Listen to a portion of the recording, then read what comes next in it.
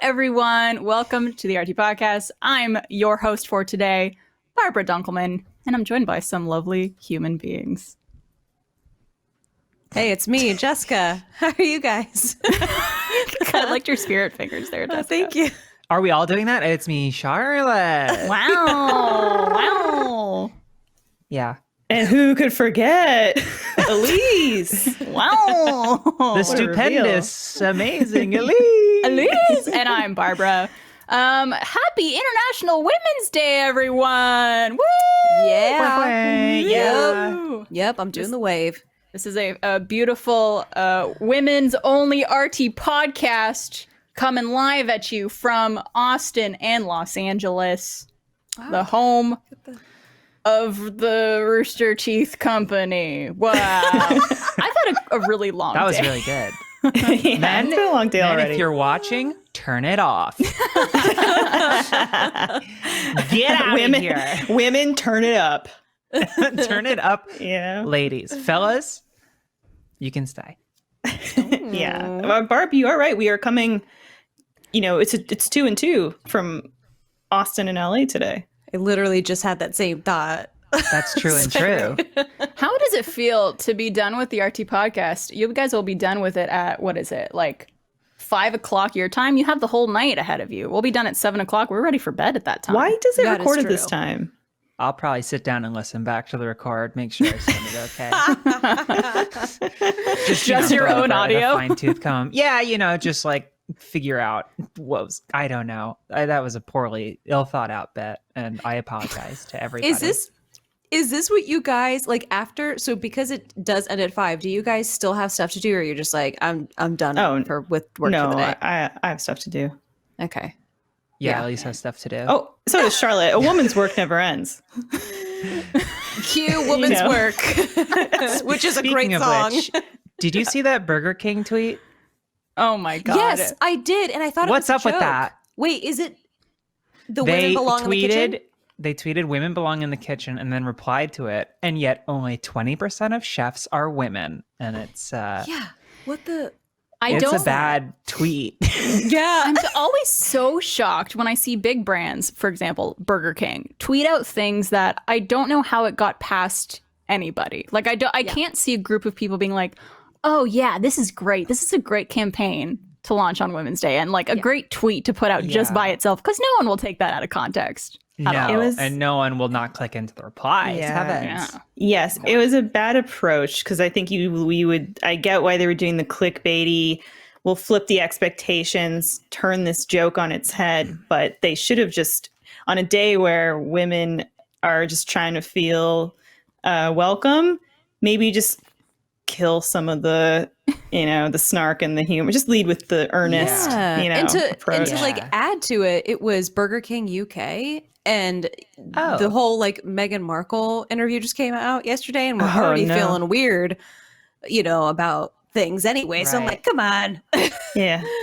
Yeah. I don't know. I feel like just any social media team should have like a filter of people to put things through, just to make sure that things are in good conscience and in good, what's the word I'm looking for? Just like that people won't take it out of context or take it in the wrong way, because there are so many things you could say or not say that will just really make you miss the mark on it. Because it's just not funny anymore. No, it's not. It's not up to Burger King to reclaim that either from the shitty people on the internet who use it as a punchline. It's not like, no, take it back, Burger King. Take it back. Take it back. I mean, I'm not going to be satisfied until it's Burger Queen. Am I right, ladies? Hey, that's it. I will say it gave me. I want to have. I want to eat a Whopper. It did. It gave me a good chance to make a Lord of the Rings reference, because then I, in response, tweeted out the age of the Burger King is over. The time of the Burger Queen is here. There you go. Which is the Lord of the Rings. The age of men is over. The time of the orc is here. So I guess I was tweeting from the perspective of the bad guys. Maybe meat's back on the menu, girls. Oh, okay. I'm trying to hear. Oh, okay. Meat's back on the women menu. The women back on the kitchen, boys. So I feel like I probably shouldn't show this because of the heat that they're taking, but I used to work at Burger King. Whoa. That's actually me right there. That's Barbara my King. Gosh. In Canada. Barbara, you're complicit. 15. Yeah. You're complicit. You are responsible for this. They What's should that have ad just for behind you? Oh, what is the ad for I behind was me? trying to figure out if it was like a movie campaign or something. It doesn't matter. Probably. It was a Free Burger King at a movie theater. Baganga. What does that say? That Clash of the Titans? Or the I think it says Amazon.ca. Yeah, it's this is definitely Canada. Amazon.ca. Oh, okay. Got it. So, I mean, Burger King should have ran their tweet by me, being affiliated and stuff like that. I would have, everything could have been solved if they just ran it by someone. And I'm shocked that it didn't. The crazy thing is, like, I think they did. And, I think these people, like, sometimes, do you ever watch, like, a commercial or, a tweet, whatever it is, and you're like, they actually ran that by a marketing team and, like, all these other people, and no one said shit. Or maybe someone did say something, but they just chose not to listen to them or something. And I'm like, how did this get put on the air? How did this get out there? And it's just mind-boggling, because not to say that like I know better, or I'm smarter than these people who are professionals and have skill set in these jobs, but I'm like, it doesn't make sense. Yeah. I think the important detail is that they don't have to be smart to get those jobs. Yeah. I think it's a lot of luck. Sorry, Madison Avenue, I'm coming for you. Okay, well, T.O., because once again, here is Elise Williams coming in to defend big brands. Whew, all right, keep it going. All right. I'm just going to say, and I think this might be an unpopular take, because a lot of people like to get on the side of saying, well, these brands, they try to be cheeky and fun on Twitter, but that's just corporations trying to endear themselves. But I will say this, there is still a human being that is operating that Twitter account, and that's their job day in, day out. And they didn't sponsor this podcast, and they're not affiliated, but I will say that the person that runs the DiGiorno Twitter, I genuinely think is somebody that is just trying to bring a little bit of, it's their job. Yeah. Just like doing a podcast like this is our job. But I do think they're also a good person that's just trying to bring a little bit of joy. Like they happen to have a job that does mean that they're the voice of a brand, but they're also, from what I can tell, just from interacting with them, kind of seem like a cool, decent person. Yeah. And there's a human behind that. They're also like something I like about some brands like DiGiorno and even I think Moon Pie has a really great Twitter account too, is that, I mean, if you're running a brand social media account, that could be a pretty boring, stale job. And there's a lot of people who really add a lot of personality to these accounts and make them really interesting and fun. I think I would be not surprised at all if the person running the DiGiorno Twitter account was actually someone who worked at Rooster Teeth, just based off how much they know about our tea. It's right actually, now. Sure could it be? Click, click, click. Bruce? I know he's not here now. I'll say it. I block every single brand that comes across my timeline. I don't have anything against the people running the accounts. I've worked in social. I get it. I'm hip to it, and I am hip, and I am cool, and everyone says it. People are saying, but no, my blocked list is. I won't say details in case there's any sponsorships on the horizon, but it's all brands. Wow. Charlotte, are you goofing? Are you serious? What's that? Are you serious? Yeah, I don't want brands up in my shit. So, okay, don't start brand Twitter. So, when you say that, Charlotte, got it. It's not that you're following them. It's more that like whenever the sponsored shit pops up, okay, that's that I've blocked them because it's annoying too. It'll happen sometimes though, where like I'll get a sponsored thing for like anything, like Disney. I'll be like, get out of here, Walt, or Mortimer, or whatever. He did a couple years ago. Kind of fucked off. And then, it'll get like a tweet of theirs will get memed, and it'll just get like thrown around all day, and it could be about like Star Wars or something, and it's just like this tweet cannot be displayed, and I'm like, I wonder what they're talking about. It's like slightly at my own expense, but what are you gonna do? Yeah. Oh man, it's so crazy to me that they just missed the mark that much. I feel like every single holiday or international day of some sort, for example, International Women's Day, I'm always anticipating there being a person or a brand that just has a really bad take on something, and for that to be the focus of it. And it's a shame because we should be focusing on celebrating that day and celebrating what that day is about. And I don't know. I feel like that kind of stuff just takes away the attention. So let's talk about women and being wonderful. Because there are so many goddamn fucking women who I just love so damn much at this company and just in this industry and the world. And I'm so happy that you all are here with me today for the RT podcast. Likewise. Thank you so much for inviting me. Of course. Charlotte, this is your first one, right? Yeah. Yes. Oh, long time caller. Yes. They just won't let me in. Yes. But you did block Rooster Teeth on Twitter. Yeah. I blocked everybody. in your brand block crusade. There was cutting off my nose to spite my face. I think this might have been this was like a couple years ago at RTX at the women's panel, I think it was, where somebody asked a really great question, and I'm going to get it wrong, but I thought it was a really great question that I would love us to answer. They asked, like, what makes you feel, what was it? Hold on. What makes you feel like most feminine or most in touch with your feminine side, or something along those lines. And I know like a couple of people said, you know, whether it's like self-care, you know, like taking a bubble bath and putting like cucumbers on my eyes and all of that. And it's so strange because like, I remember thinking to myself when I was asked that question that I've never really been good at being like feminine in any way. I didn't really grow up with like having a lot of really good girlfriends because girls like scared the shit out of me because I was also bullied by them.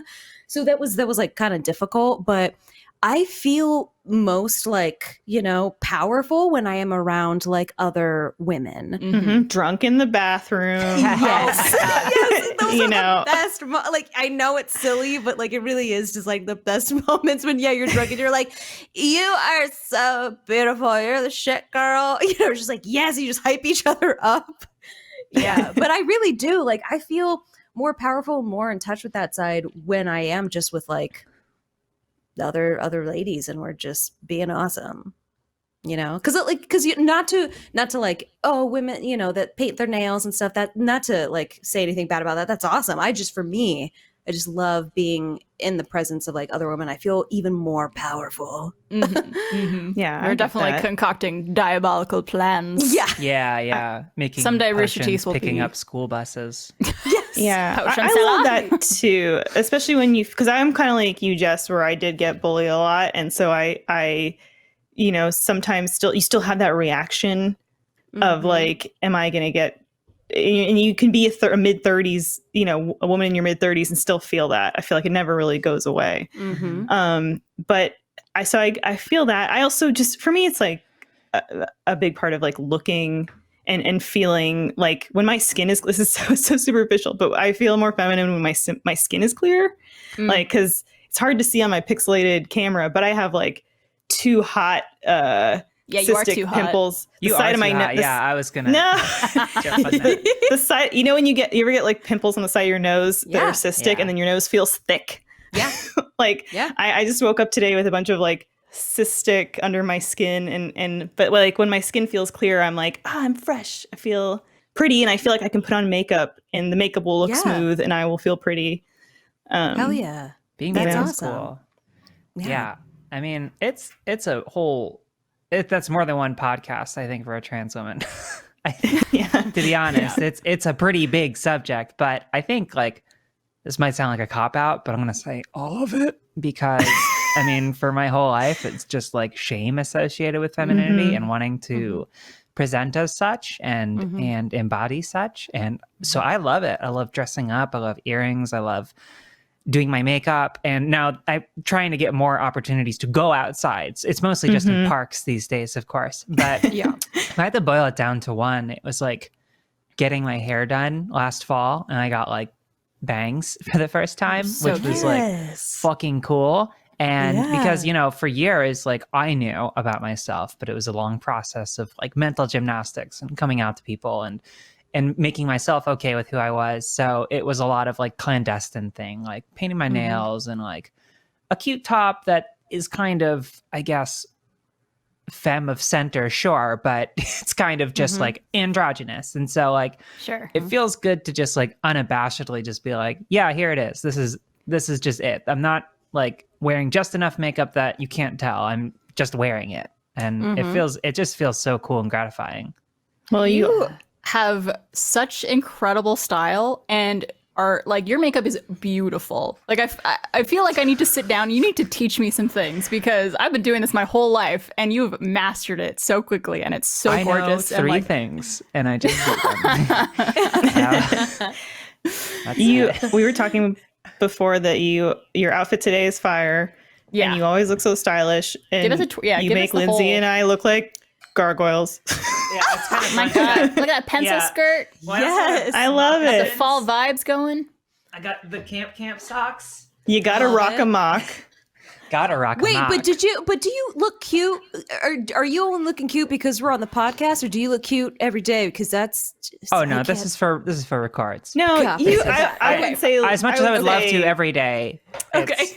I'd say 4 to 5 days you're looking cute. You have like an outfit on that I'm like, oh, that is a post-quarantine outfit. Yeah. I'm like, well, that's because I'm very gradually cycling out my whole wardrobe during quarantine. So it's been a lot of trips to Goodwill and like using ThredUp. And like, I'm like, because I opened my closet and I was like, this all has to go.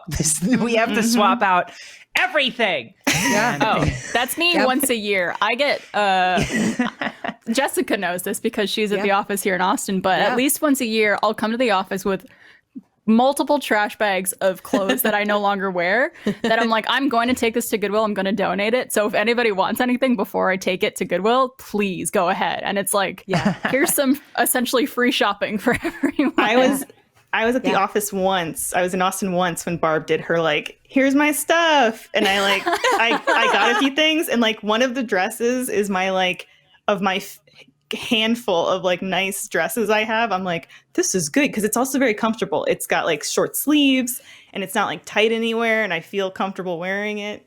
So yeah, I'm so glad. That makes me really happy. I gotta get down there and hope and just pray it's one of those days. Once we're able to travel again and you guys could come visit us in Austin again, which I hope is sooner rather than later because we miss you terribly. I like something that I miss so much, and kind of talking back about the topic of femininity and like what makes me feel feminine and girly, but like just spending time with my lady friends, going to brunch, like doing all this stuff that makes me feel like more connected. And I guess just like it's just such a comfortable setting. But when you guys come down, we're going to brunch, we're getting shit-faced on mimosas, and then we're gonna go shopping because Charlotte needs to help me pick some clothes out. I need some boots. So need some boots. There we go. Need some boots. Wait, what kind of like cowboy boots? Big boots. Spurs. Okay.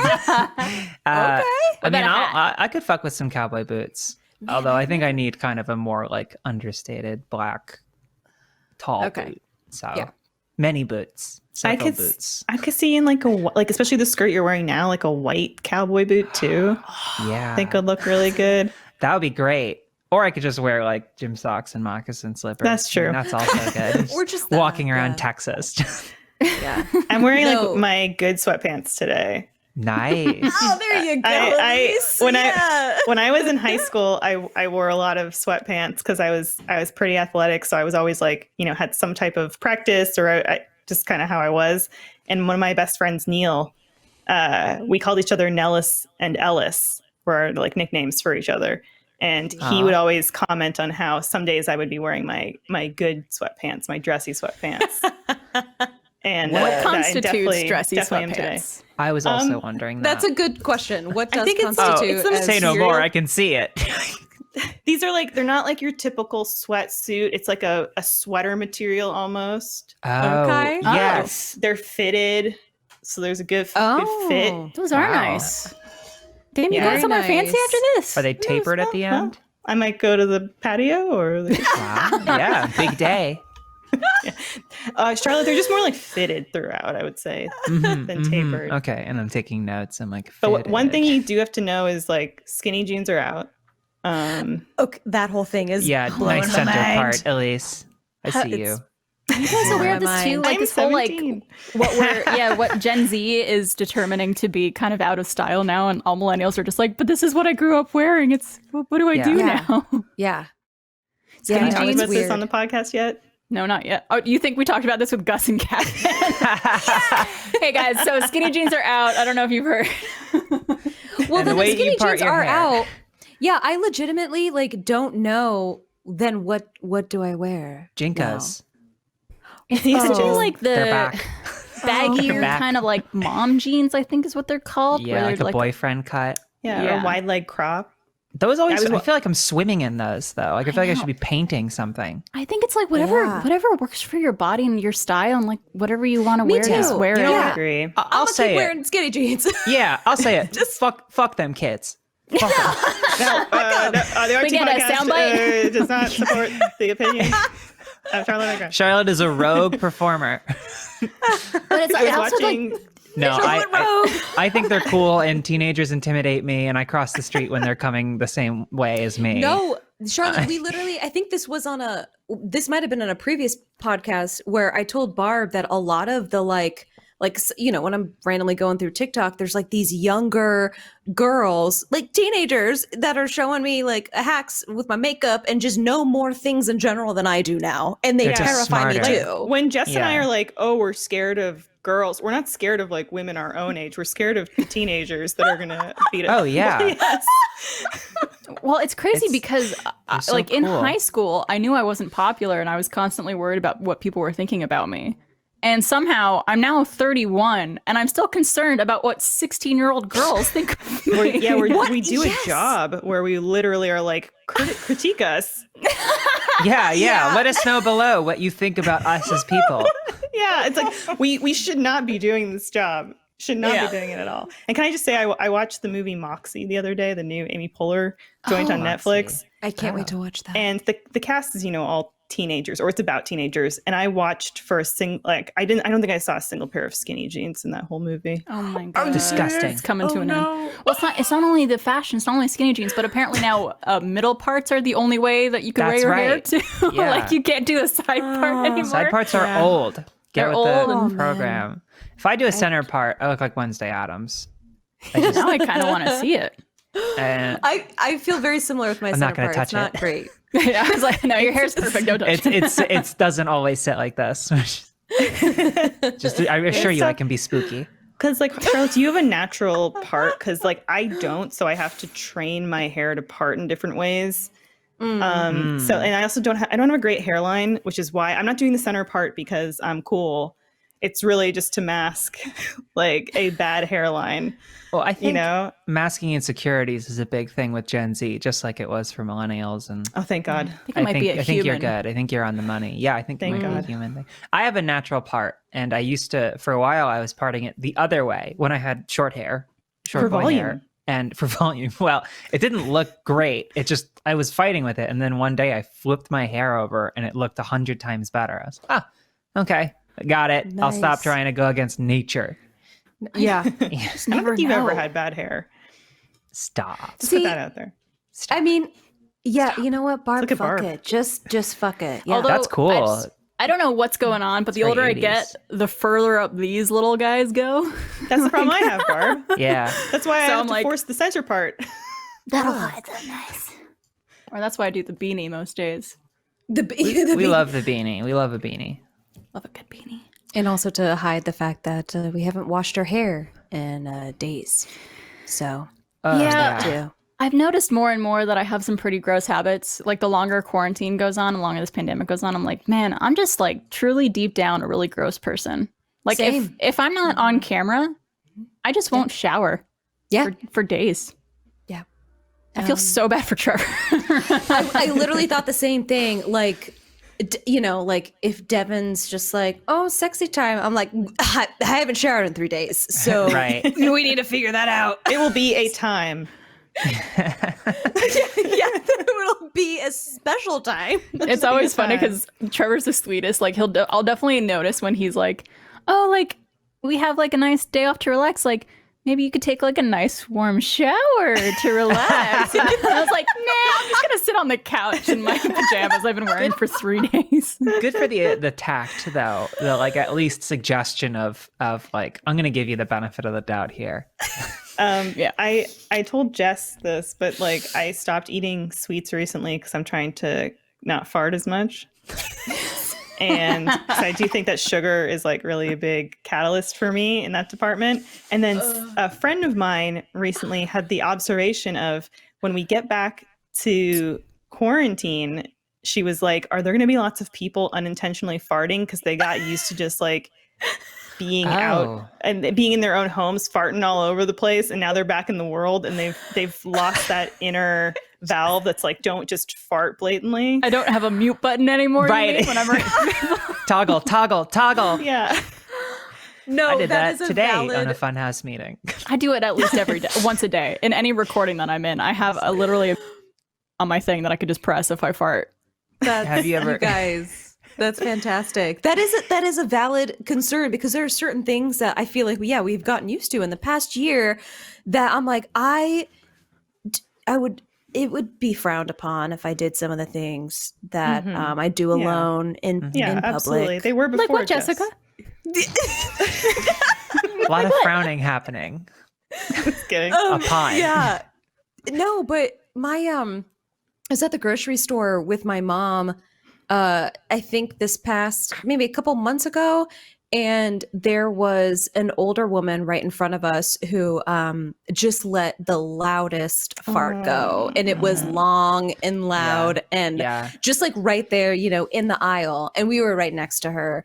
And my mom made like a scene out of it. And she's like, oh my God. And she made a big deal. I was like, Mom, like she farted because she just doesn't give a fuck anymore. No. Yeah. There just comes a point where it's like, you just don't care. I don't know why. Like, it's so interesting to me that humans care about certain things like that so much. Like, we've been doing this for the entirety of our existence. Yep. And yet farting is still so like shocking and taboo when someone does it in public. It's like, this is literally something everyone does every day. I mean, people were stinky. I mean, 300 or 400 years ago, they were just throwing shit out the windows into the streets. So absolutely. Do you think they like throw like feces? Yeah. They throw it out the window and it smells bad, and then they turn around and fart, and someone's like, "That's disgusting." You can't be doing that. Did you floss today? Yeah, that's what. And if it's a woman, they give her a lobotomy. So I think we're here to change minds, change perspectives, and that's what International Women's Day is all about. Anything can happen on International Women's Day. I've always said that. For the 3 years this day, this day has been recognized. I've always said that. Anything can happen. We don't know where the day can go. You know what we were doing last International Women's Day? Well, maybe not on the day, but before, we were all together taking photos of a bunch of new merch we were releasing. And we were just at a bowling alley, hanging out, drinking beer, eating food together, breathing each other's air freely. Well, Jess, you weren't there. But I was also not there. So. Charlotte also not there. Yeah. Well, but Barb and I. If you want to hang out last year, I wasn't bowling, so. Well, we got to change that next year. I think we should just have a big blow up photo shoot. Fun times. Go bowling again. Lick each other's faces. Why not? That sounds I great. know. I can't believe it's been a year. I dare one of you to, if we're gonna make change, us on this day, like you said, Elise, if we're gonna start some change, one of us or all of us in our next meeting has to fart on this podcast. Yes. Is that what you're getting at? Yep. Yes. Yeah. And 3, 2. I just need to drink a little bit more of this coffee, and that'll be good. Squeeze my midriff. Yeah, but like if we're just like. Literally, as you guys were talking about that, I was just thinking we were just in a giant meeting, with very important people in the meeting as well. And someone just like lets one rip. It's like we want to get used to it. I feel like for me, because I have such immature humor, I would still like laugh and then we'd move on with the meeting. It's like maybe we all have a moment of laughter and then we just proceed like, farts. I think I would get I would get contacted by HR after. I would get talked to. James would put you aside. I think you would only get contacted by HR if they were like, it's like on a scale. Like if they were that bad, then that's when you should know you need to suck it in and save it. Mm-hmm. But if it's just like in a good, like this is acceptable limit. I feel like the kinds of fart we're talking about right now is the loud ones, but we need to accept that they can be smelly. And if we're out of quarantine, we're all in a meeting, that is a horse of a different color. That is very true. If you have a real stinker go off in the all hands. You know, I think I miss people so much that I feel like I would enjoy the smell of someone else's fart after a year of only me and Trevor's farts. Forever and always. I feel like that's going to be, no pun intended, a breath of fresh air. Okay. Absolutely. All right. Charlotte, I'm into some things, okay? Don't judge me. I'm not judging. I'll be right next to you, just breathing. Breathing. Speaking of like breathing in other people's farts, like, you know, pheromones and all that stuff, do you find yourselves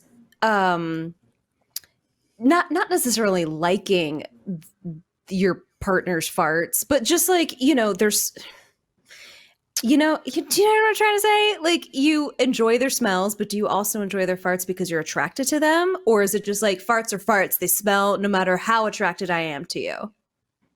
I have my teeth clenched right now to keep myself from gagging. I don't know if I've ever enjoyed someone else's fart, but I love the smell of Trevor's breath. And that's the closest thing I could think of is just like his pheromones, his breath, like everything. Yep. I enjoy the smell of. And I don't know if that's like some chemical reaction or interaction or something, whereas you just like that. But I don't enjoy his farts. So. There's something I want to tell, but I think I'm going to gag as I'm telling it. Do you want to whisper it to me and I'll say it? Yeah, here, we'll tell everyone who's watching the podcast to stop listening. Guys, stop listening. Yeah, everybody stop listening. It might take me a minute. Barb, do you remember a show from the 90s in Canada called Jonovision that was like a talk show for teenagers hosted by Jonathan Torrance? It sounds so familiar, but I can't picture it in my head. It was a really interesting time capsule show, but I remember distinctly there being an episode where there were teenagers on. I don't even know if I can get through this without gagging. Ugh, repulsive me. But this one couple, you started this conversation. I know. This one teenage couple, they gave each other farts as gifts because I can't. You have to. You have to. They give each other's farts as gifts, like how? Yeah, like into each other's sea air. They like go in a closet. I can't. The thought of it. I can't. Would they like kneel down and put their mouth over their butts? Human centipede style? Like, is this like a human centipede kind of situation we're talking about? I don't love it anymore. I don't love it. Okay. Lisa's getting like sweaty and red. It's making me throw up. You're going to soil your good sweats. Yeah, can't do that. I'm trying not to like do the heaving motion on air. But then the camera keeps going to full on me. I don't. Stay strong, Elise. You're an international woman. Yes, you are. And anything can happen. Anything can happen. Charlotte, happen today. I don't have a partner who's stinky stinks with which to smell, but I do find myself having sense memories awoken much, much easier, where I'll catch like a whiff of an ex from 4 years ago and I have to like sit down. I'm like, oh, lavender. Like in a good way or a bad way? Like, well, bad, but the smell is nice. Shout out Dr. Whatever the fuck his name is. I can swear. Scholes. Right? Yeah. Oh, yeah, of course. Good. Okay. I didn't ask. Dr. Scholes. No, but yeah, Dr. like Pepper. It's very strange. I don't know if it's because I'm smelling less people than ever. If that makes sense, that the smells that do remind me of people I've known and smelled are that much stronger in my head. I don't understand it, and I don't care to, but it's happened a lot. Yeah. Smells, man, when you smell something that reminds you, it like knocks you down. It's one of I think it's in extremely just like one of our most important senses. It triggers memories more than I think. It goes straight to memory, I think. Yeah, like when I smell the ratatouille that's put before me, it reminds me of...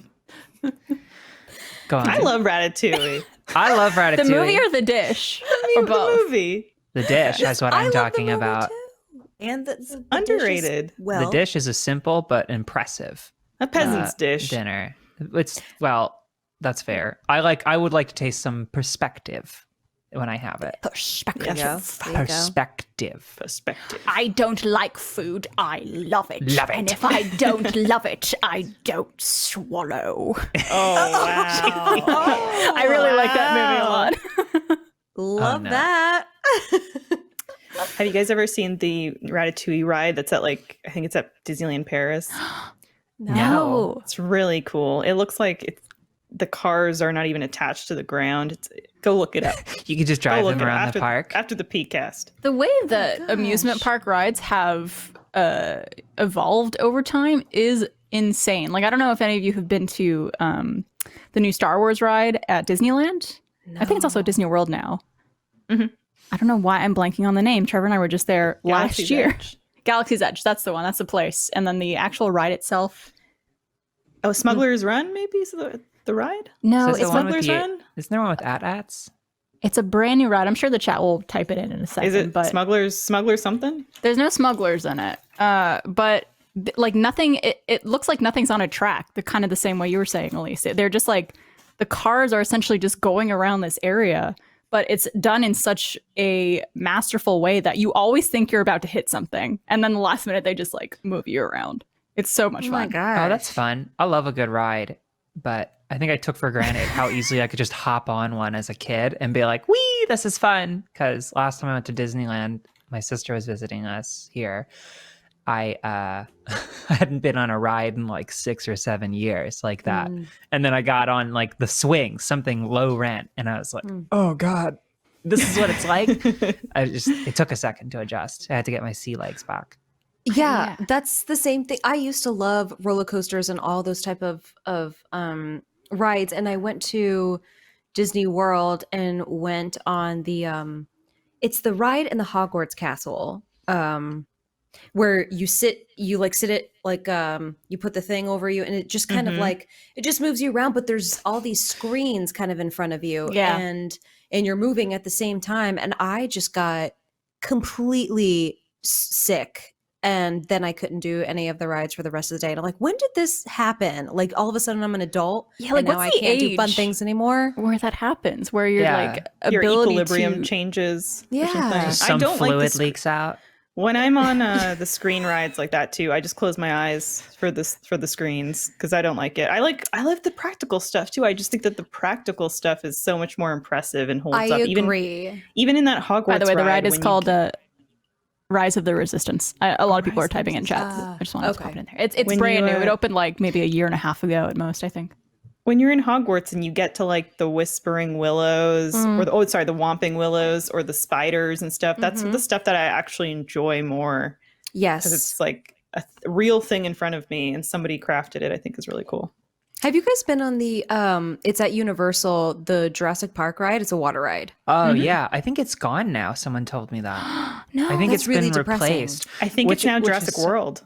Oh, is it? It's just repurposed? Yeah. I always was like, I love that it's not really advertised anywhere, that it is a ride that does get you very wet at the end. It's a water, it's a log flume at the end. Yes. And I don't remember that. Because Chris Pratt is there anywhere.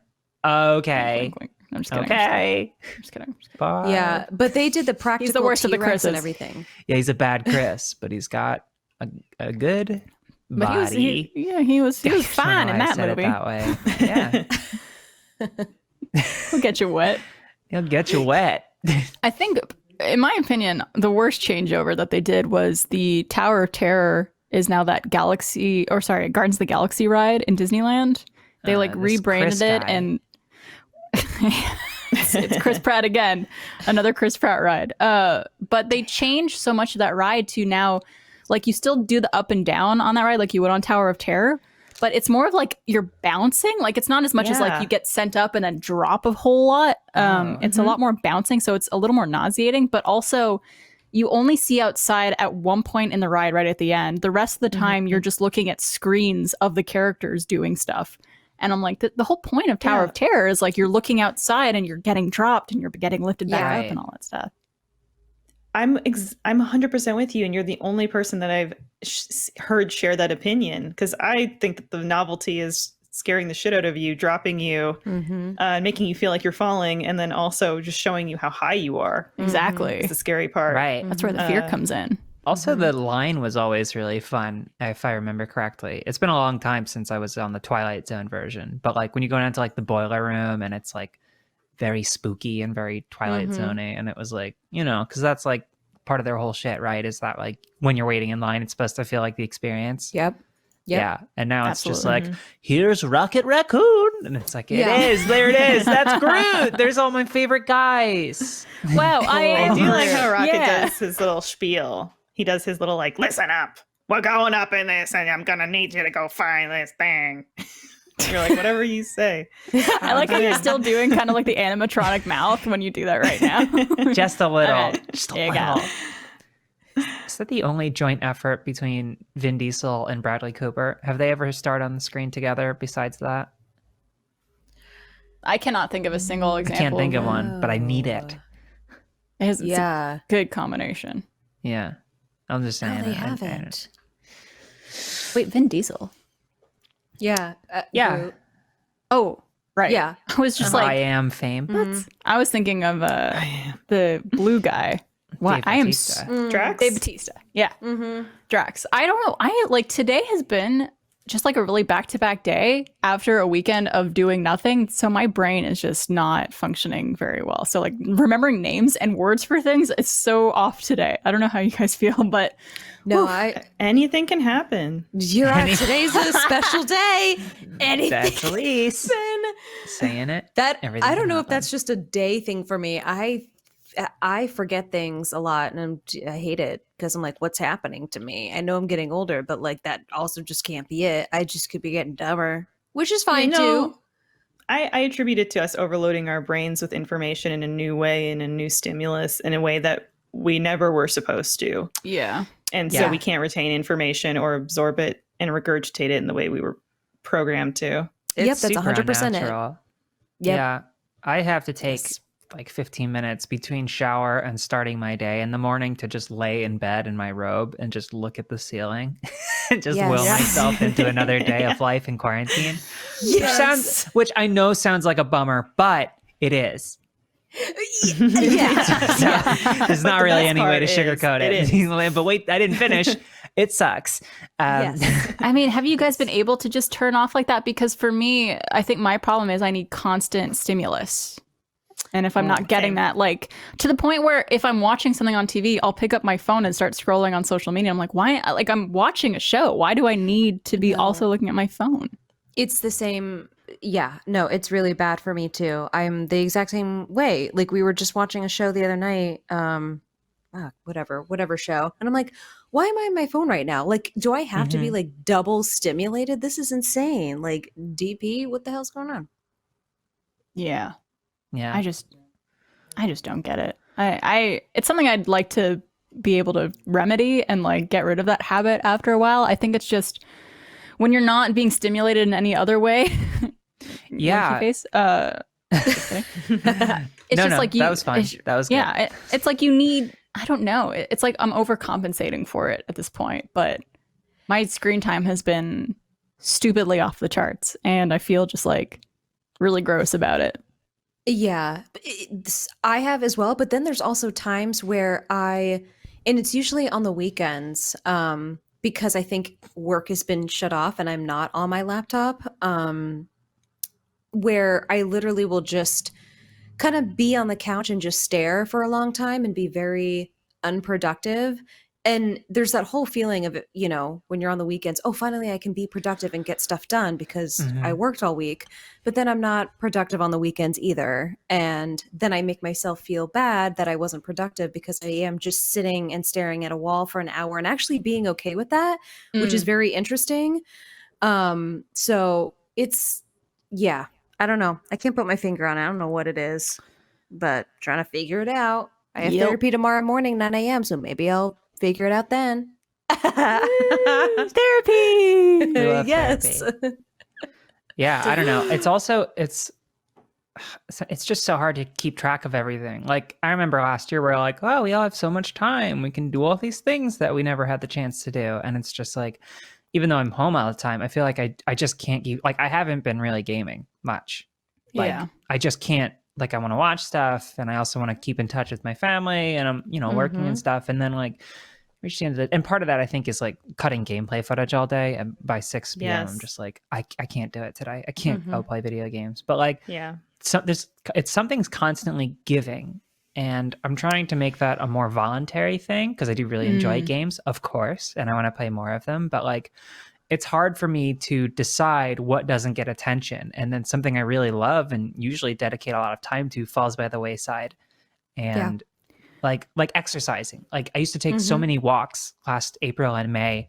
Yes. And I was constantly just going around my neighborhood. And now I'll go like 4 days at a time without leaving. Yep. Yeah. That's so interesting you say that, because same here. Like when we first entered quarantine, I was doing all the walks and doing all the things, and just then it just slowed down. And now I'm in this weird routine of I don't know.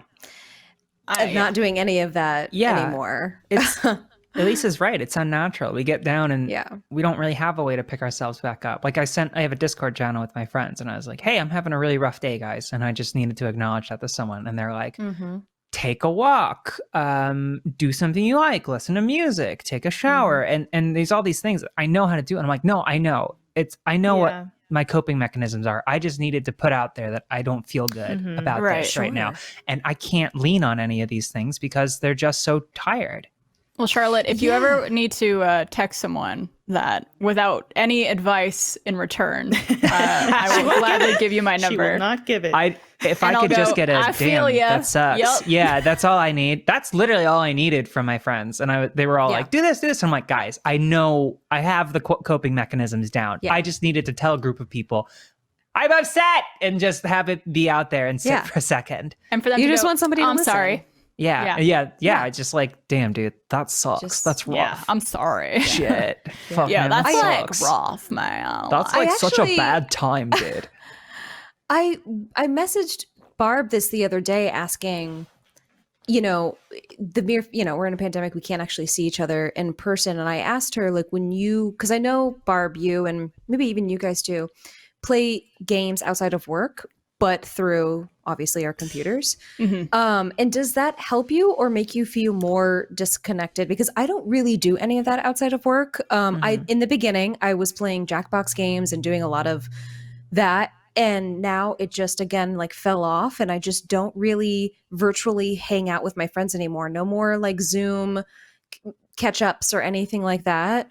And I don't know why I just stopped doing that. Maybe it's because I just became exhausting because I think a lot of people kind of have stopped doing it. Like I remember at the start of quarantine, within the first maybe 4 or 5 months, people were very like, yeah, let's do like a Zoom brunch and let's play like Jackbox games this weekend and do this and that. And I think just like everyone is just burnt out. And I think that's like fatigue. Yeah. I'm with Charlotte though too, where I'm at my computer all day and I'm like, oh man, the last thing I want to do is sit at my computer tonight. Yeah. And play games. It's tough. Yesterday I went to Target and I bought a printer scanner, and then I was just scanning tax documents and organizing them all day for myself and James. And it at least felt like I was doing work and sitting at my computer, but at least the physical act of like, I'm putting this on a scanner and I'm doing it. It's physical things. It actually just felt like doing something constructive that wasn't just, typing at a keyboard and that dissociative act. I don't know about you guys if you've been going anywhere physically, like obviously masked up and safely and whatnot, but making eye contact with people now is so weird for me because I'm just used to like looking at everyone on my screen and not actually having to make like direct eye contact with someone. And the other day, I had to go to CVS to pick up something. And there was this guy working there who was like, oh, I could check you out at this counter. I was like, okay, cool. And I was buying some White Claw. And so he has to see my ID and he picks it up. He goes, huh, I would have thought you were like 22. And I was like, what? Because I was wearing a mask. I had no makeup on. My hair was like really disheveled. I was wearing the baggiest, grossest outfit. And I was like, is this what flirting is like? I don't know what like is going on here. And is this a good compliment? I couldn't make eye contact with him either. I was like, this is awkward. Yeah. I don't know what to do. That's very strange. That is. I feel like we're all going to come out of this with like, I already have weird social issues in general. Sometimes, you know, I just already. Definitely, you do. Just kidding. Thank you, Elise. Like I say things I say things that don't make sense. Sometimes I ask inappropriate questions without like a filter. I need to think about that some more. And I just feel like I'm going to come out of quarantine even worse than I was before, and I will have no friends. Yeah. I'm at the supermarket and I'm trying to smile at people with my eyes. And I'm like, they must be like, this woman is insane. Like, because I do that so much where I try to smile. I'm, you know, in my head going like, somebody lets me walk past them, hit them with the smile. Yeah, but you almost have to do like an exaggerated head movement too, where it's like, like your eyes are all squinty. It's so funny because wearing the masks makes it feel like you're totally obscured, and you are half, but like there's a whole half that's not covered, and so. For reasons that would become clear soon enough on Funhouse, I had been wearing clown makeup all day and took it off, but I didn't realize how little I had taken off and went into the grocery store and got to the checkout counter. And in front of me was like the most true to life Karen situation I'd seen. Oh, no. And she was like, I think she was mad that the guy didn't have gloves on. And she was like, you could have killed that old woman in front of you. I want to speak to your manager. You are being disrespectful. And he was like, fine, go ahead.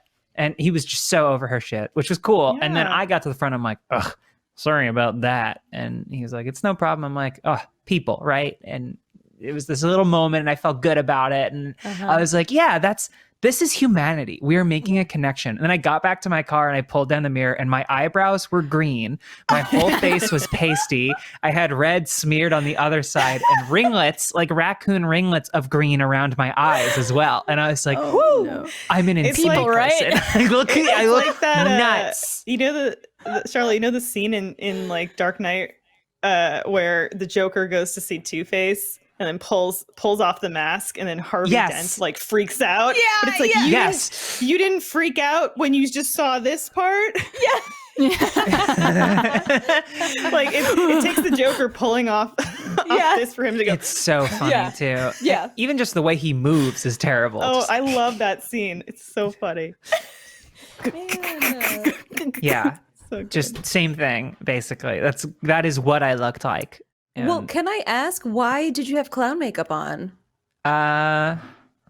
Stay tuned to Funhouse. You'll see.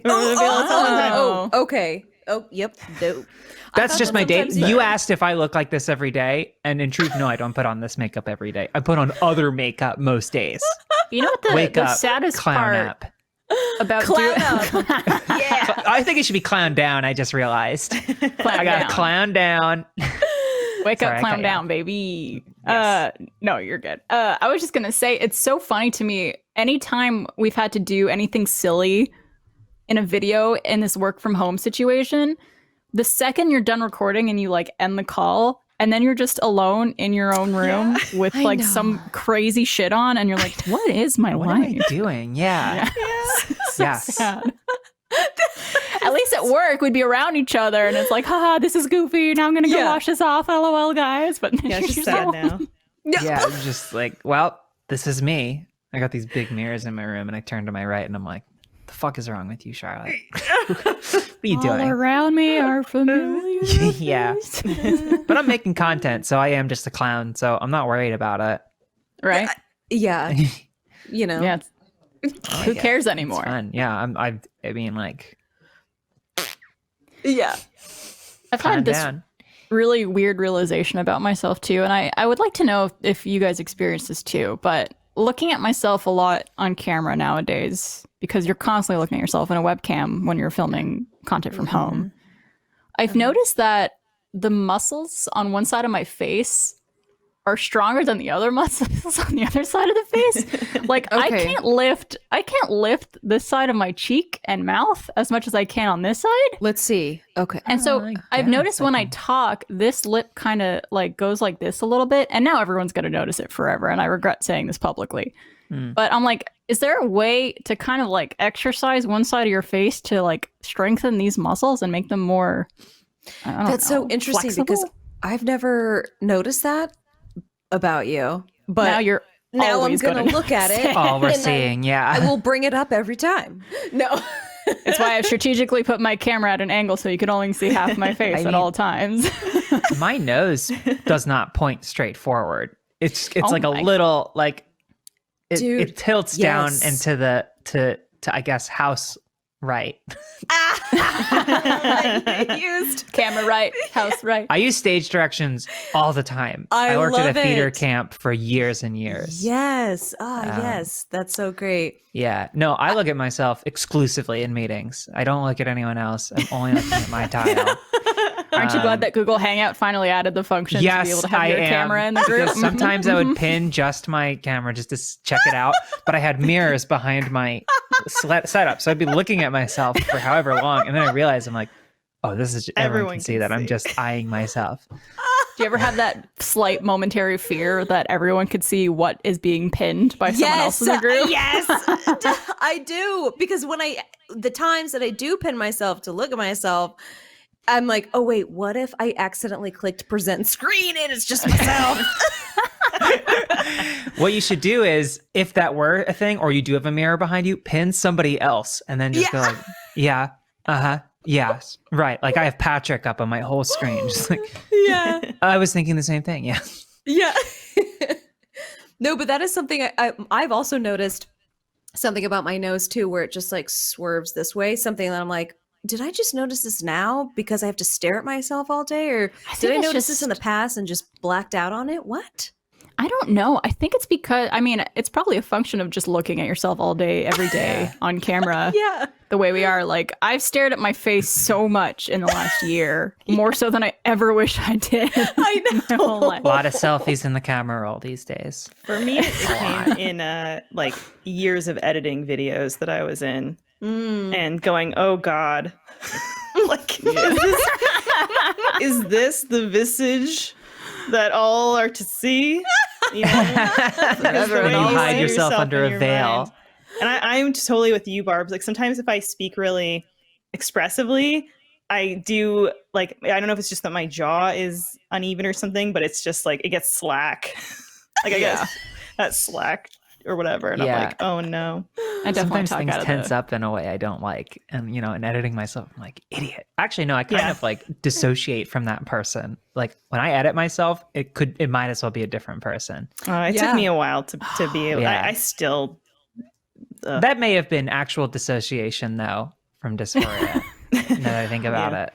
I think I might have gone through that at one point in quarantine where I was disassociating, and I had never experienced that before, but I was just like, I feel like my soul had been pulled out of my body, and I was just like witnessing things happening to me and just going through the motions and not really feeling anything. I know this sounds like really severe and scary, but like I'm good now, but there was probably a week or so where I was experiencing that, and I'm like, this is something I've never felt my whole life.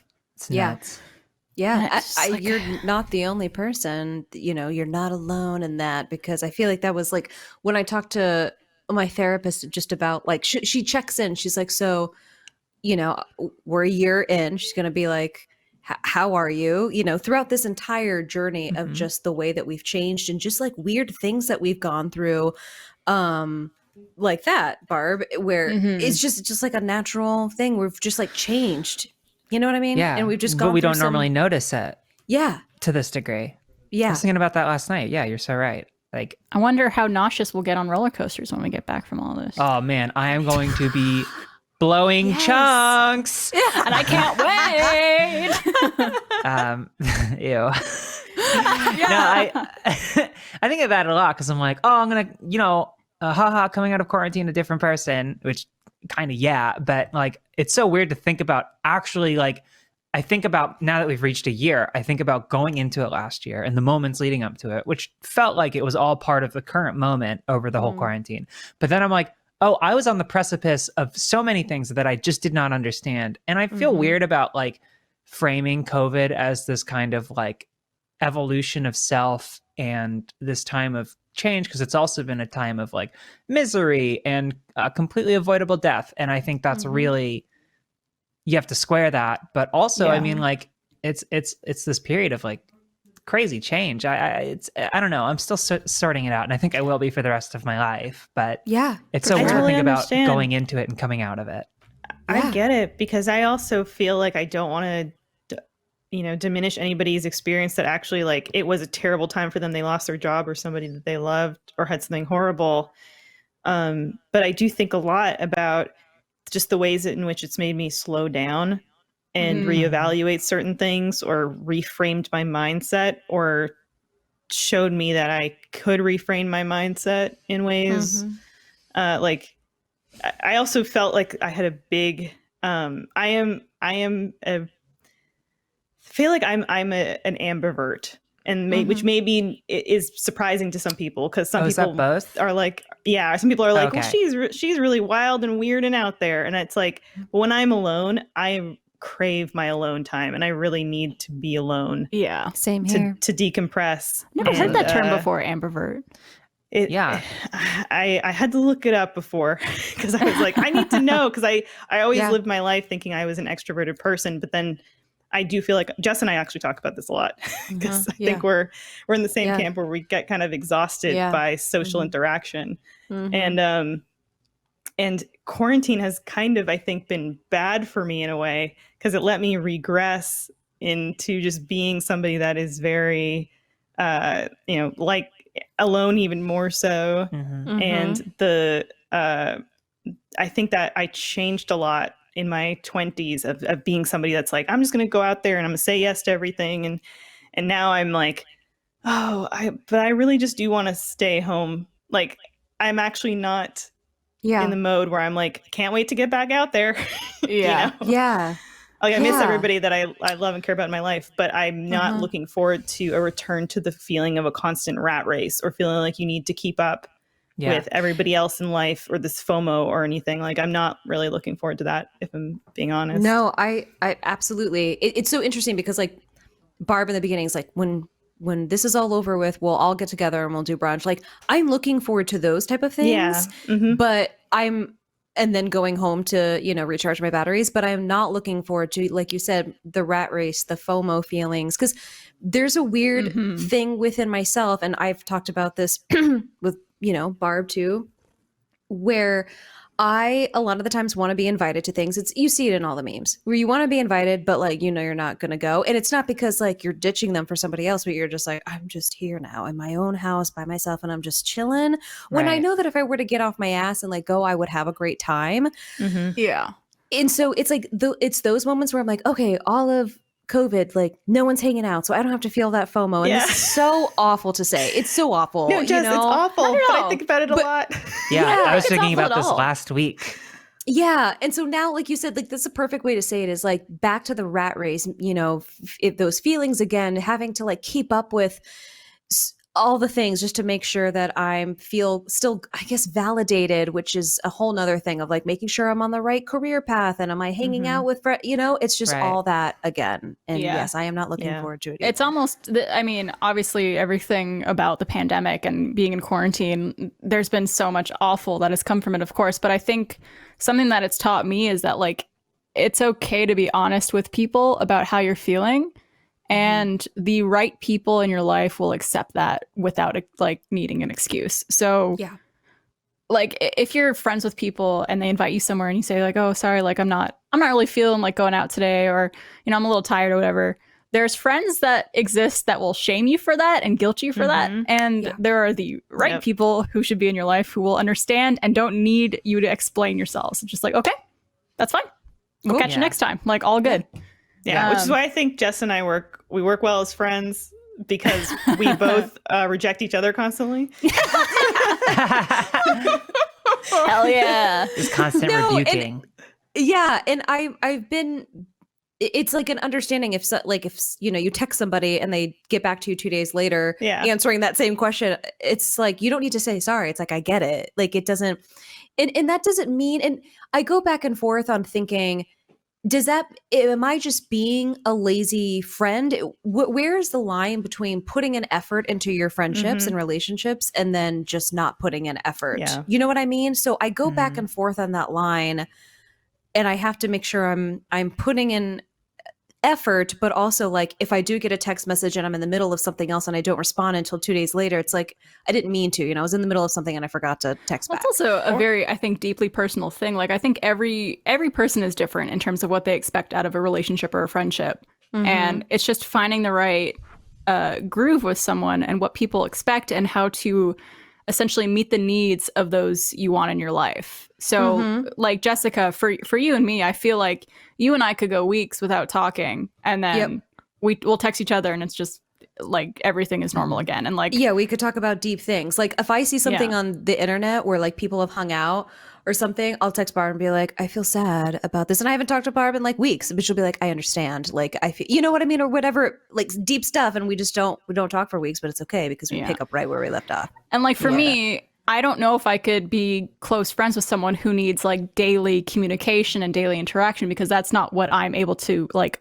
emotionally give to someone. No. And so, you know, I don't have many friends in my life who are like that. And if I do, they probably don't like me very much. I like the Zoom calls and all the like group hangs fell off, which is great because I found them so draining. And as much as I love the people in them, I was just like, I don't have this in me. I just don't. But like my best friend from home, or one of them, I should say, very popular. Everyone, no, but they and I we'll have conversations that just span across days, but it is like 2 texts a day. And then if something's on our mind, we will just video call one another. And if it's not a good time, we'll just be like, hey, I can't talk right now. And we've gotten a lot better at that. I think I've gotten worse though at being alone. Like I've gotten better at communicating, but like I don't think I'm going to be able to face that FOMO stuff well. I think I've just had to put up with it. Yeah. Well, I imagine maybe I'm assuming too much or jumping the gun on this assumption, but I feel like once things are safe and a majority of people have been vaccinated, and who knows how it's going to play out in the next couple months, but I don't know. I feel like there's going to be a lot of people just kind of chomping at the bit to do stuff. And I feel like it's going to be not the roaring 20s again, but you know, I think we're going to see like a level of excitement from people and just like wanting to do stuff and be outside and be around people, whether or not that's like even just me alone going to a coffee shop. Like I can't wait to do that. Yeah. You know, just people watching. Yeah. Just going to Target without a mask, sniffing everything I can. I love Target. I know, right? It's so great. Yeah. Yeah. Licking all the things like I normally would back in the day. Exactly. Licking the what's their clothing brand? Massimo Supply Company. Yes. Putting it all in my mouth. Yeah. And then, it's Massimo, and then they have that other one that's like hip. It's called Hithered or something. Hithered. Come dry our clothes on the Target. Answer these riddles 3. Excuse me. You shall see. Where are your fitting rooms? I don't know. I can't wait to meet the Target witch someday. Oh, the Target. And where you can try clothes on, because you can't try clothes on in Target right now. So I need to go thrifting. No, you can't because of COVID. There's thrifting too. Yeah, you can't use the change rooms in thrift stores. Yeah, there have been so many times where I've been, you know, inside my house, not seeing anybody for a long time. And then I'm like, I'm just going to go to Target for like 20 minutes just to get out of the house. Yeah. And I'll just see a shirt and I'm just like, I need to try this on. I can't. Well, I'm buying it. And then I don't like it. And then it's here now. I have it now forever. Because I can't be bothered to return. Don't return clothes. No, I just have dresses sitting around that simply do not fit me. They will not be returned. I can't tell you how many times I used to go to Target, and if I had to cough, I'd just pick up a pair of drawers and just let loose. But it's really big, awesome. So the leg elephants out, just like like a windsock. I get trapped in the Target cycle, which is where I go to Target, buy a bunch of shit, and then I come home and I go, oh, this one thing I need to return. So then I go to Target to return it, and then I buy a bunch of more stuff. Right. And again, it's just a constant cycle. Back and forth and back and forth. Mm-hmm. I visited a friend in New York once, and we didn't have anywhere to go or anything to do really. And he was like, I got to pick up 2 things at Target. And we went, and we did walk and talk and just weave throughout the aisles for an hour. And then I was like, what did you need? And he went, oh, 1 sec. And he ran into the condom aisle and grabbed a box. And I was like, bud, you could have grabbed that any time. He's like, I honestly forgot why we came in here. It's like it wipes your memory the second you walk into a exactly. Yeah, it's like that. To get? Is that the Iliad or the Odyssey where they go to the Lotus Island and they're just there for a decade? Is it the Odyssey? I think it's the Iliad because that's Odysseus, isn't it? Or is that the Odyssey? This conversation's getting too nerdy for me. Sorry, we hit the classics. You touched on it, Charlotte, but you know the thing, you ever do this, you like go to visit a friend in the city they live in or whatever, and then you do something with them that's just a normal part of their life, and it's really nice. And I was reminded of this recently because Google served me some photos from 2018 where I totally forgot this happened, but I guess I took Josh Flanagan to my chiropractor. Because if you know Josh, you know his body's always breking. And I think I saw the photos and I went, oh yeah. And I guess his back had been really bothering him. And I went, oh well, you can come to my chiropractor. So I drove him there, and there are all these pictures of me with taking selfies with Josh in the background while he's hooked up to a machine. Okay. And I was like, yeah, that was a good time we had. I'm so sorry that your brain is thinking about Josh. Like, wow. I love Josh. One of my good friends. But it was a thing that I guess I had completely blocked out of my memory that happened. Great guy, terrible back. And knees. Yeah. And knees. Yeah. I'm getting my knee checked out this week. I got in what happened? I think I must have up skiing 6 or 7 years ago and just never bothered to get it checked out. Oh man! Like my friend and I, we went up on a side trail that was carved out, and we were just like he, just going up and down, and like a couple of assholes. It was dark, and then something happened where I literally saw sparks come off of a ski glancing off a rock, and then we wrapped around a tree into each other. And I don't feel it all the time, but when I ride a bike and I really push down on the pedal, and sometimes just when I'm walking upstairs, I buckle, and I was always like, oh, that knee of mine. And then I was like, I'm in my mid-20s. That's not good. I have insurance. I'm just lazy. So yep. To be in my mid-20s again. Yeah. I'm already broken, so this may as well be my mid-70s, relatively. I sprained my ankle over the summer, and I was on crutches for like 2 weeks.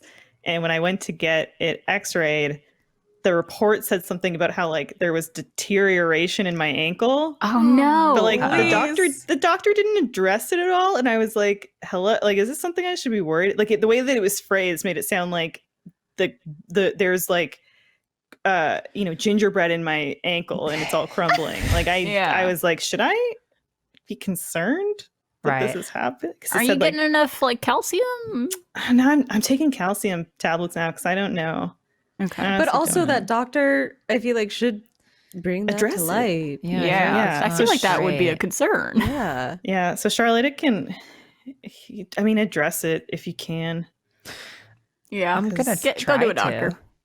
I'm actually going to the doctor, which is, normally they're all virtual visits. Oh, yeah. But I sent a message through like this app, and I was like, this is bothering me. And they were like, you should come in for evaluation. And I was like, oh shit. I guess it is bad. So I don't know what they'll need to do, but they'll probably just do some stress testing, I imagine, like have you bend different ways and see how things feel and what the pain is like. And they could probably, I imagine, like understand where the issue is. They're doctors. They know what they're doing, right? Yeah, I would hope so. I would hope so. I don't know. I was going to buy a bike, and I was like, but my knee hurts. And I was like, wait a minute. I should get that figured out. How many times you're like, I should go do this, but my back hurts, or like, my hip. And it's like, well, I'll pass on that. Like some ghost, some ancestor of mine is floating, and they're like, you asshole. You have the technology now to fix it. And I'm just like... why bother? Guess I don't get a bike. I don't get a bike. Man. So I did buy an e-bike right before the quarantine. What's an e-bike? It's an electrically partially electrically powered bike that I was going to commute around LA with, but then everything I thought shut it was going to be a bike that Gen Z likes. It's a bike that I taped a computer to the handlebars of, and it's a working bike at the same time. Exactly. Yeah, I couldn't afford a Peloton, so I put a Microsoft Surface on a BMX bike and rode it onto the freeway. Yeah, nice. But you don't have to like use as much power, like leg power, right? That's the point. Yeah, it's like pedal assist. It's the point is so I can get around LA. Yeah, a famously bike antagonistic city, and like take on hills, get past traffic, and like not be a sweaty mess when I get where I'm going. It's got like it's got a very long range, like 30 miles, I think, on a mid power. Oh wow, so that's great. It's cool. Yeah. What if you're a sweaty mess before you get on the bike, asking for Jessica? I mean, constantly. Yeah. Thank my you, God. Elise. I know. I was asking. I guess myself. You could get maybe like a towelette. Deflected onto Jessica. Or maybe have like a shower station midway. Yeah, Like, midway shower station. Get some friends to set up like one of those marathon tables or 5Ks where it's just cups of water that you pour on yourself and then throw away. Yeah. Boom, boom. Speaking of like a shower station, because of the pandemic, have you guys kind of thought like, man, we were really gross people before this? Like I would touch things everywhere all the time and then stick my fingers in my mouth after I would be somewhere. Yeah, just wouldn't think about it. How else are you going to taste it? Yeah, I mean, you're right. You're right. Charlotte, you bring up a good point. Yeah. You ain't wrong. Yeah, you're not wrong. I'm speaking truth to power. But yeah, man, just looking at like Trevor and I a year ago in February were in Disneyland, and the amount of things that you just touch and then you don't wash your hands for hours or until you go to the bathroom or you're eating food or something later. And like, you touch your face, you touch anything, like you're in tight little confinements with people all breathing the same air. Like, it's something you would never think about usually until obviously a global pandemic hits you. I miss spitting in public. Yeah. I miss just spitting. Talking a loogie. I mean, you could still do it. Not even loogies, because I don't think I can do that. I'm not very good at that. I just follow the phlegm. But I just some spit. Yeah. Just some a little, spit. Just a little bit down, up and down. Spit. Will we see the return of the spittoon? We should, but you have to hold it. You have to have it on like a strap around your neck. A chain? Yeah. It's really ornate. Conventions, like Barb, you do the convention circuit and you go to a lot of conventions. Yeah, that's something that has been like a constant discussion with us too, because there are a few events around the US that have started to go back in person. And our convention agent has reached out to us and be like, are you guys comfortable going back? It's like, no, not until like the majority of people in this country are vaccinated, or at least there's some type of herd immunity going on, because even if we get vaccinated, we don't want to promote being at a in-person event if it's not the safest possible way of being there. But yeah, it's weird thinking about it too, because other conventions we would do, like people would come to the booth, we'd be talking to them like a foot away from them, like hanging onto each other, shaking hands, like taking pictures, like I would put my face against other people's face for photos, and it's I signed somebody's chest. Yeah. And I wasn't anybody. I wasn't really hosting a show then. That was the funniest part. He signed me. Yeah, and I just put my hands on this stranger. You just did it. I mean, yeah, I just feel so. And then I think about like, I stopped going to clubs a long time ago, but when I did go to clubs, just being sweaty, rubbing up against everybody. And you know what's weird is people are still doing that right now. People are doing that, yeah. Like big time. Maybe don't. Like, I understand people miss it and miss social interaction and want to do stuff, but like, don't go to a bar, don't go to a club, and don't promote yourself being at those places and doing those things. Yeah. Like, my gosh, it's just crazy to me that that's happening. Now we're starting to see the people that flaunted, like, directly in the face of the regulations, getting vaccinations, and it's like, can't control what other people do, but it's a little grating, right? To just be like, well, didn't really. I don't know. It feels like we've been being gaslit for a really long time. It's not as bad as the picture of Mike Pence getting a shot, because that made me furious. I was like, just pace around the apartment mad when I saw that picture. I was like, just punching your fist over. Yeah, just like pounding on the wall. My poor roommate's like, wonder what's going on over there. Yeah. Elise, was it you? I think it was you that sent me that. I was like, I guess it was like a news headline about, we just, Texas just opened up completely. Well, on the 10th. Wednesday, right? Yeah. Yes. Yeah. And so I think it's like, they said like tours in the governor's mansion are off limits because it's not safe and it doesn't follow CDC guidelines. However, they may be opening soon. I don't know. Hasn't he been vaccinated anyways? Sure. Hasn't Abbott been vaccinated already? Probably. So like he doesn't care.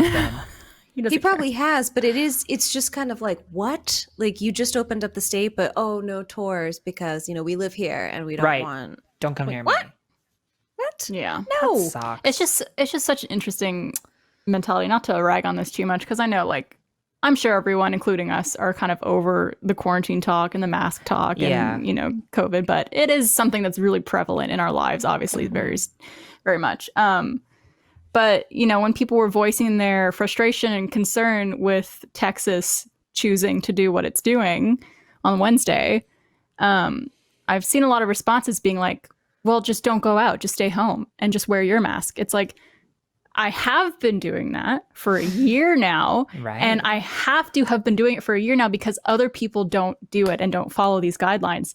So things can't open, and there are more cases and people dying and getting sick because everyone needs to be on the same page with this, because otherwise it's going to keep spreading. Sure, if I stay home and I wear my mask, I'm probably not going to get it, and that's good for me, but I also care about other people and other people's well-beings, and I wish people did as well. How dare you. Right. Yeah. It's just how dare you care about other people? I just you can't say that apparently to like an essential worker. Like, well, just don't go to work. Stay home. It's okay. I don't know. Because like restaurants we could be through this so fast if everyone had just followed the rules. For like a month, it would have been taken care of if everyone just wore a mask and stayed home for a couple weeks. Be done. But now it's a year, so I'm a little over it at this point. Yeah. I don't know about you guys. Yeah, no, for sure. Definitely. Charlotte's just ready. I'm just fucking vibing over here. That's how to get through it. That's honestly the only way to get through it is to vibe and dance like that. So I'll join you. That dance we all know. I feel it. You know that TikTok where the girl is crying and like spinning her hands above her head? Where it's like, why are you so obsessed? How does she do that? Why are you so obsessed with me? Boy, I want to know. Yeah, you go. Yeah. That's hey! I only know the TikToks about the girl that found a secret room. Oh, I heard about that. Oh my God. That was incredible. Let's talk about that in the post show, actually, because we're about time for the main podcast, but we're going to be rolling right into the post show recording. So, guys, thank you for watching the show. Ladies, thank you so much for joining us today on this very special International Women's Day. Yes. I love you all. This was lovely getting to chat with you all. And it was. And also, Charlotte and Elise, where could people find you guys? And Jessica as well, of course. I was going to say the Target fitting room. Right, you're not eating supposed to pants. Be there yet, Elise. Oh, we're protecting it. I never left. Yeah. Well, you can find me on social media at Elise Willems. And Charlotte, you can find me at social media at MC_Lotta LOTTA. Where I got all the Funhouse stuff, all the Twitch stuff, and some music I'm making. Find us on the Funhouse. I actually just started following you, Charlotte. I did not follow you before, and now I have started following you. Fantastic. And yeah, I met Jessica Vasami on Twitter as well. So I'm gonna follow you back. There we go. I don't think we'll we make followed sure you each check other. out all these lovely ladies and continue to support women in your life, female content creators. Everyone is fabulous, and just continue to support, show your support in any way you can, and lift up female voices whenever possible. Hell yeah, they're lovely. Please. All right. Don't point out the irregularities in our faces that we. Please, no. Severely insecure about that. If you heard anything about my nose not pointing true north, you are mistaken. I don't know what you're talking about. True north. Yeah, just like moss. All right. We'll see you guys next week. Thank you so much for watching. Have a good night. Bye.